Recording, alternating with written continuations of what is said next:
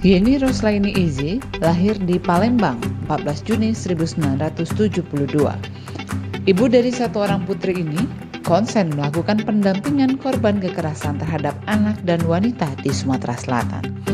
Beliau sadar betul pekerjaannya sangat berisiko hingga pernah mengantarkannya berurusan di meja hijau. Namun tidak sedikit pun membuatnya gentar. Atas pengabdiannya, beliau mendapatkan beragam penghargaan, di antaranya Seven Outstanding Women in South Sumatra dan Perempuan Inspirasi Perubahan. Dan saudara, inilah Bukan Basa-Basi. Salam jumpa pemirsa TVRI Sumatera Selatan dimanapun Anda berada. Bagaimana kabar Anda hari ini? Senang rasanya saya Wimaya Serustam kembali hadir menjumpai Anda dalam Bukan Basa-Basi. Kali ini saya akan mengajak Anda untuk mengenal lebih dekat dengan salah seorang sahabat saya. Beliau merupakan orang yang begitu konsen terhadap pendampingan wanita dan anak-anak korban kekerasan di Sumatera Selatan, yakni Mbak Yeni Roslaini Izi. Seperti apa keseharian beliau? Ikuti kami dalam Bukan Basa-Basi. Assalamualaikum Mbak Yeni, apa kabar? Alhamdulillah baik. Wima gimana, sehat? Alhamdulillah sehat juga Mbak Yeni, tapi ngomong-ngomong udah lama banget kita nggak ketemu ya. Iya, sudah berapa purnama ya? Ya Mbak Yeni hari ini sibuk? Alhamdulillah ini beberapa pekerjaan udah selesai, cukup santai lah. Kita ngobrol-ngobrol, saya menyita waktunya sebelum Mbak Yeni ada aktivitas lagi. Jam berapa dah aktivitasnya? Masih agak siang. agak Baik Mbak Yeni, kita sambil bergeser saja. Hari ini kita menyita waktu Mbak Yeni ini berbincang mengenai seperti apa sih sebenarnya keseharian Mbak Yeni. Kita tahu bahwa Mbak Yeni kan begitu konsen ya terhadap bagaimana wanita itu tidak diperlakukan semena-mena begitu ya. Salah satunya juga bagaimana wanita pendampingan terhadap wanita ketika mengalami kekerasan dan lain sebagainya. Seperti apa Mbak Yeni? Ya, karena kan pertama memang kita ini dilahirkan oleh perempuan ya, sehingga memang perempuan tuh harus ada kondisi yang aman, nyaman. Sementara yang saya baca, saya dengar dan saya lihat secara langsung ada banyak sekali perempuan-perempuan yang mengalami kekerasan. Dan kekerasan itu bukan hanya fisik ya, psikis. Padahal perempuan itu yang kesehariannya misalnya mengurus keluarga, mengurus anak, apalagi anak itu sebagai generasi penerus bangsa. Kalau ibunya yang mengurus itu stres, mengalami gangguan gitu, akan jadi apa generasi penerus bangsa ini? Maka berdasarkan itulah saya berkeinginan korban-korban itu mendapatkan rasa aman, rasa nyaman, kemudian pulih dari kekerasan yang selama ini dialaminya, gitu. Jadi karena itulah saya bersama teman-teman itu menggagas sebuah lembaga wadah yang khusus mendampingi perempuan dan anak korban kekerasan, baik itu kekerasan di dalam rumah tangga maupun di luar rumah tangga ya. Dan alhamdulillah ada kepuasan tersendiri ketika mereka bisa survive lagi, bisa kembali menata hidupnya, menyusun masa depannya kembali. Aduh, itu sesuatu yang nggak bisa ukur dengan apapun gitu loh. Jadi orang tua saya kan selalu mengatakan bahwa hidup ini harus berguna buat orang lain. Nah, saya merasa hidup saya cukup diperlukan oleh terutama perempuan korban kekerasan gitu. Jadi itu yang kemudian mendasari saya untuk tetap terus-menerus mendampingi perempuan dan anak yang punya persoalan ya. Baik. Tapi sebenarnya kalau awal mulanya dulu akhirnya bisa kemudian konsen begitu terhadap pendampingan terhadap perempuan dan juga anak korban kekerasan itu sebenarnya apa sih yang menjadi pencetus pertama sekali itu Mbak Yeni? Ya, saya memang waktu zaman sekolah ya, mulai dari SMA, kemudian waktu kuliah, itu memang tampak nyata diskriminasi terhadap perempuan ya. Perempuan itu nggak boleh A, B, C, D gitu ya. Terus selalu perempuan itu dianggap lemah. Perempuan itu nggak bisa apa-apa gitu loh. Dan saya mengalami langsung ya. Kamu tuh perempuan, nggak boleh terlalu aktif gitu. Padahal kita punya gagasan, inovasi gitu. Karena dianggap perempuan tuh nggak mampu, saya kemudian bertekad, ini harus saya buktikan nih gitu. Dari situ kemudian ya karena mungkin udah dari lahir ya pengen mengaktualisasikan diri dan kemudian mau menjadi orang yang berguna, maka saya kemudian terlibat di beberapa kegiatan-kegiatan ekstrakurikuler, baik itu di tingkat SMA maupun di kampus. Nah dari situ kelihatan sekali memang ada banyak teman-teman yang teman kuliah, teman SMA yang diperlakukan kasar oleh pasangannya gitu, oleh pacarnya ya. Ada yang cerita ke saya itu yang dia sudah mengalami melakukan hubungan seksual tapi pacarnya nggak bertanggung jawab gitu. Itu yang kemudian memacu saya untuk waduh ini harus ada langkah konkret gitu. Kemudian masih SMA masih kuliah itu saya bergabung di sebuah organisasi perempuan namanya dulu OWA. Jadi waktu itu ada talk show ya di radio. Zaman dulu tuh kan radio sangat terbatas. Ada satu radio yang buat talk show namanya Kaulan Perempuan. Talk show itu sebenarnya mau sosialisasi saja terkait hak-hak perempuan. Tapi dalam diskusi yang interaktif itu ada banyak sekali orang yang konsultasi soal kasus yang dialaminya di dalam rumah tangga. Ada yang dipukul sama suaminya, ada anaknya yang dipukul sama bapaknya. Saya melihat ini persoalan nggak sederhana, perlu ada penanganan yang komprehensif, yang menyeluruh ya, karena ternyata mereka bukan hanya dipukul, tapi stres karena dimaki-maki misalnya. Nah dari situlah saya dan beberapa pengacara di Palembang, ada aktivis perempuan, aktivis sosial, itu menggagas sebuah lembaga yang namanya Women Crisis Center itu. Jadi sebuah wadah perlindungan bagi perempuan anak korban kekerasan. Di kami di sana merekrut psikolog, ada volunteer relawan dokter yang mau terlibat. Jadi kita ajak orang-orang yang punya kepedulian yang sama untuk bergabung di sebuah wadah ini. Baik. Gitu. Tapi ngomong-ngomong sekarang aktivitasnya apa saja nih Mbak Yeni?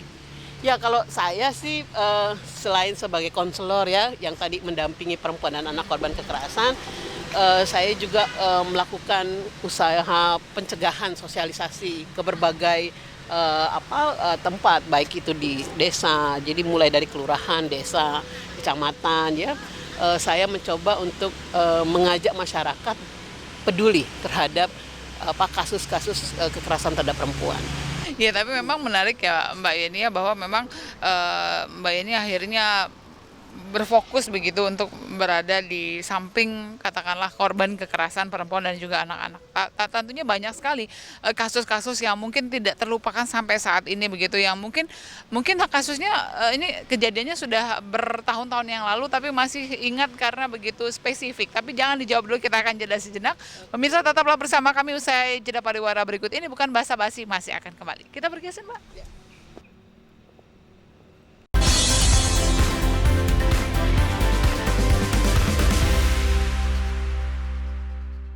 Terima kasih Anda masih bersama kami dalam Bukan Basa-Basi, masih bersama Mbak Yeni Roslaini Izi, Direktur Eksekutif Women Crisis Center. Mbak Yeni, kita lanjutkan kembali ini.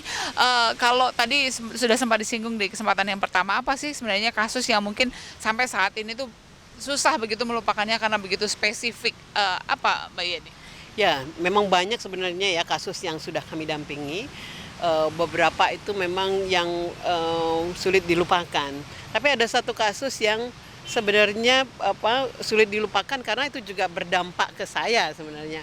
Jadi ada kasus perkosaan terhadap perempuan anak ya usia 16 tahun. Pelakunya itu bos bapaknya. Jadi bapaknya itu bekerja di sebuah pabrik ayam potong. Kemudian bosnya itu kemudian memperkosa anaknya. Nah, saya kemudian waktu itu menjadi pendamping di WCC, kemudian karena prosesnya yang memang kelihatan sekali tidak berpihak kepada korban, padahal hasil visum ya, keterangan saksi korban dan apalagi itu masih anak-anak, itu sudah sangat terang benderang gitu. Tapi proses hukum itu kemudian tidak berpihak. Maka kami kemudian melakukan berbagai macam upaya, melakukan advokasi agar hak-hak korban perkosaan ini terpenuhi. Salah satunya misalnya saya membuat surat desakan kepada pengadilan negeri waktu itu agar memberikan keadilan bagi korban dan mengecam tindakan pelaku perkosaan itu. Gitu. Padahal saya nggak sebut nama tuh ya. Terus saya dituduh mencemarkan nama baik gitu oleh si pelaku gitu. Karena pelaku secara ekonomi orang kaya, kemudian dia didampingi pengacara yang cukup ternama, saya kemudian dituntut balik mencemarkan nama baik. Karena saya merasa nggak salah, saya enjoy saja ya. Dan saya senang sekali karena saya kemudian didampingi 37 pengacara yang sukarela ya memberikan jasa mereka gitu kepada saya, sehingga saya tidak perlu mengeluarkan uang sepeser pun, bahkan materai untuk surat kuasa aja mereka menyediakan. Jadi ada perasaan senang, bangga bahwa kerja-kerja kita kemudian dihargai dan banyak yang peduli gitu loh. Jadi saya senang karena orang melihat bahwa ini benar, maka perlu dibela gitu. Nah, proses itu cukup panjang. Dan saya senang sekali karena pada waktu itu saya sebagai terdakwa, karena kemudian berlanjut ya pelaporan ke polisi itu sampai kepada persidangan di pengadilan. Ketika sidang pengadilan itu saya kan posisinya terdakwa. Ketika saya sidang, ada kegiatan, saya dapat undangan untuk menghadiri satu seminar dan konferensi di luar negeri. Terus saya minta, waktu itu persidangan kan ditunda 1 minggu gitu. Saya izin sama Yang Mulia, saya kebetulan ada konferensi di luar, terus konferensinya cukup lama, 2 minggu, bolehkah saya minta sidangnya ditunda 1 bulan. Bahkan waktu itu saya usul 2 bulan sebenarnya ya, kalau nggak bisa 1 bulan. Terus saya dikabulin sama Yang Mulia waktu itu, hakim pada saat itu. Dari situ saja saya melihat bahwa ini hakim udah melihat bahwa sebenarnya saya nggak salah, karena selama kami mendampingi proses hukum, ketika terdakwa itu meminta sesuatu yang tidak semestinya gitu, itu biasanya dibentak gitu ya. Nah itu satu hal yang menurut saya, waduh ini saya benar gitu. Meskipun pada saat itu proses hukum itu menyatakan saya bersalah, saya dihukum 2 bulan, tapi nggak masuk ya. Pengacara saya banding. Dari banding itu pengadilan tinggi kemudian memutuskan sama dengan menguatkan keputusan pengadilan negeri. Teman-teman pengacara, teman-teman saya itu kemudian langsung kasasi.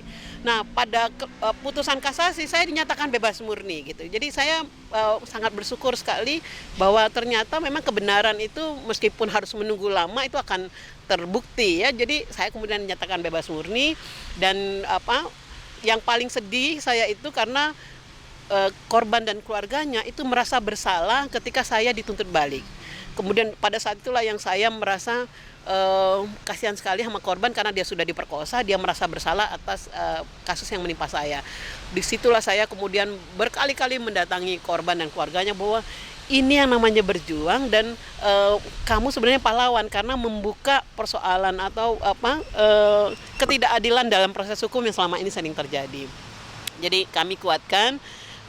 Alhamdulillah si korbannya itu bisa kuat, prosesnya selesai, dan dia sekarang itu sudah bekerja, dan meskipun saya yakin traumanya nggak akan hilang ya, tetapi dia sudah bisa menata hidupnya kembali. Nah kasus itu yang membuat saya itu tidak bisa melupakan, dan tetapi itu juga memicu saya untuk semakin semangat bahwa kalau kita melakukan sesuatu dengan ikhlas, dengan benar, itu yakinlah tidak akan ada bahaya. Ada banyak dukungan yang akan diberikan oleh orang lain, oleh masyarakat. Jadi kalau begitu memang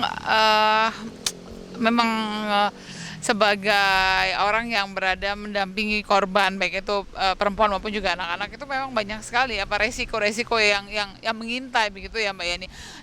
Pada saat itu juga masuk ke tahanan itu sudah tinggal 1 langkah lagi kan kalau begitu. Iya betul ya. Seperti apa perasaannya? Apakah ternyata resikonya besar sekali ini, kemudian juga ya tentunya berpengaruh terhadap psikis, mental, kemudian juga keluarga, padahal sebenarnya kita ini membela orang lain begitu. Nah, ada tidak perasaan yang kira-kira mungkin apakah betulkah sejauh ini, atau seperti apa perasaannya saat itu Mbak Yani? Ya, kalau ada perasaan khawatir itu sangat manusiawi ya. Saya juga sempat khawatir.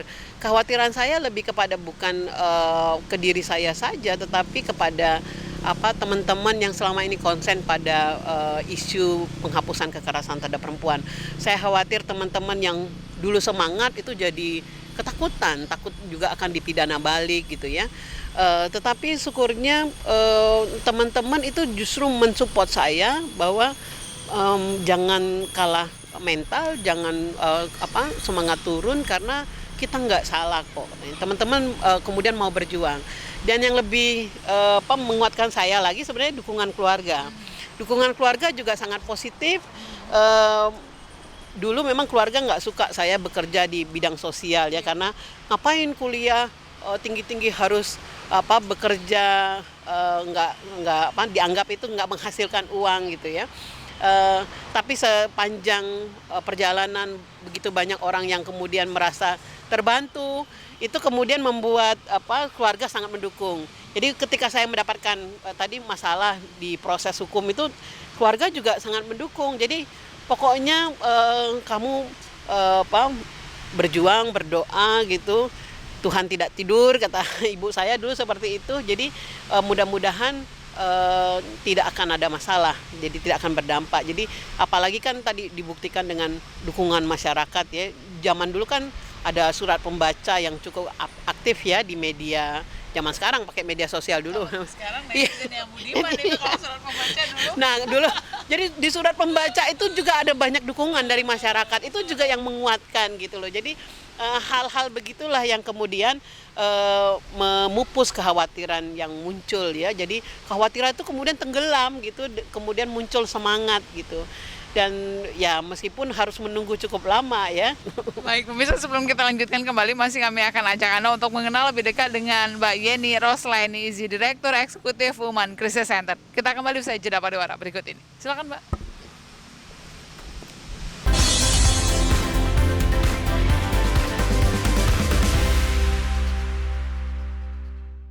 Terima kasih Anda masih bersama kami dalam Bukan Basa-Basi. Mbak Yeni, kita lanjutkan kembali ya.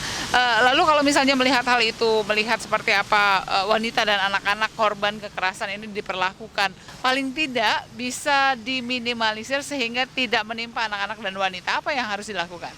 Ya, pertama memang kita harus punya pengetahuan ya.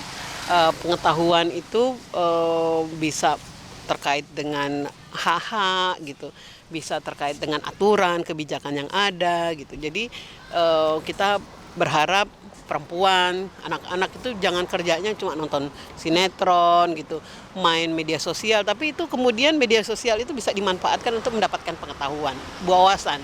Kalau berwawasan itu kita bisa tahu ini ada sesuatu yang mengancam gitu, sehingga bisa kemudian bebas ya dari hal-hal yang akan merugikan. Kemudian juga penting berorganisasi. Berorganisasi itu tidak mesti berorganisasi secara formal, tetapi misalnya ikut, kalau di agama Islam itu ada majelis taklim misalnya ya, kemudian ada pengajian. Jangan hanya ikut kelompok-kelompok arisan saja misalnya, atau ikut membuat di kelurahan, di desa misalnya, itu biasanya ada kelompok-kelompok ibu-ibu yang bisa mengolah usaha produktif misalnya begitu. Itu juga bisa terlibat di situ. Saya pikir kalau kita berorganisasi, kita punya banyak teman, kita bisa dapat informasi dari teman-teman yang lain misalnya begitu.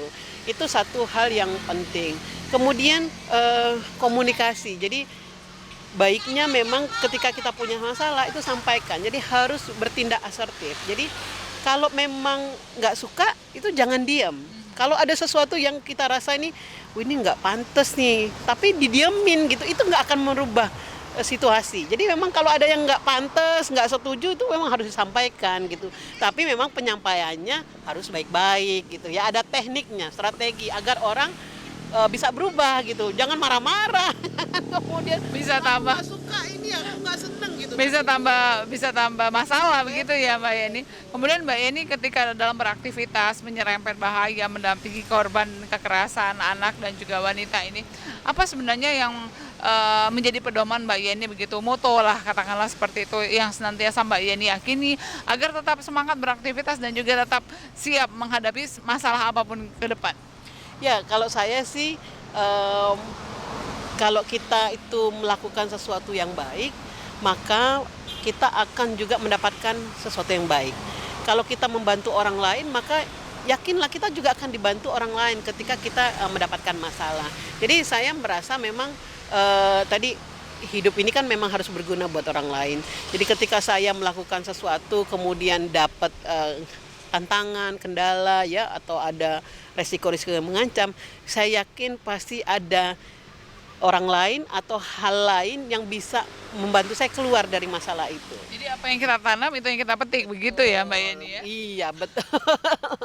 Siapa yang menanam maka dia akan menuai. Kalau kita menanam baik, itu akan kita tuai dengan sesuatu yang baik. Saya sangat merasakan itu ya.